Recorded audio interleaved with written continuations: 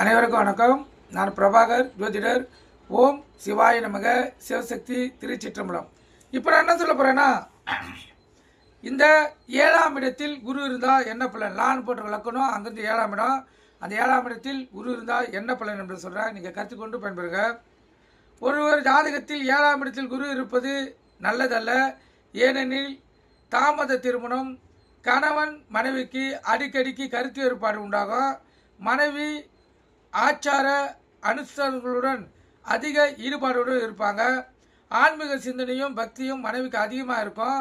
இதனால் தாம்பத்தியத்தில் அதிக நாட்டம் அவங்களுக்கு இருக்காது. அதனால் இல்லற வாழ்க்கையில் தம்பதியிடையே சண்டை சச்சரவுகள் ஏற்படும்.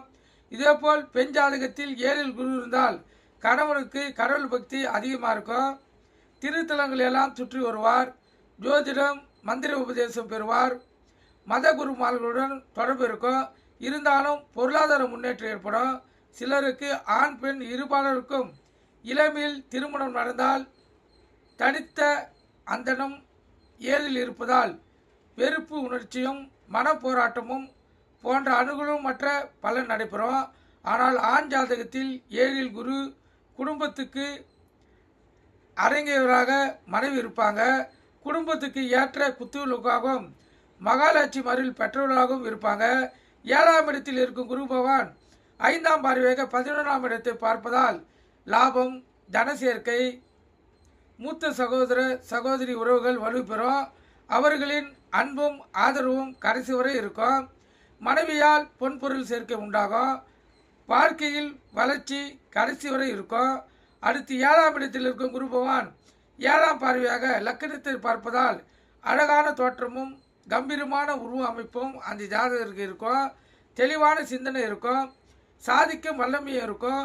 பொதுவாக லக்கணத்தை குரு பார்ப்பது மிகவும் சிறப்பாகும்.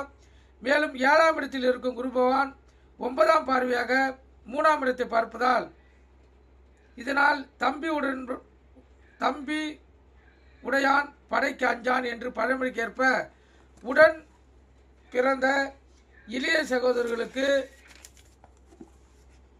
நன்மையும் அந்த ஜாதகர் செய்வார். அவர்களும் இவர்களுக்கு எதையும் செய்வார்கள். கதை காவியம் எழுதும் எழுத்தாளராகவும் இந்த ஜாதகம் இருக்கிறதுக்கு அதிக வாய்ப்பு இருக்குது. தைரியம், தன்னம்பிக்கை, இசையில் ஆர்வம், கலை, இலக்கியத்தில் ஈடுபாடு, அடிக்கடிக்கு பயணம் செய்தல் ஆர்வம் ஏற்படும்.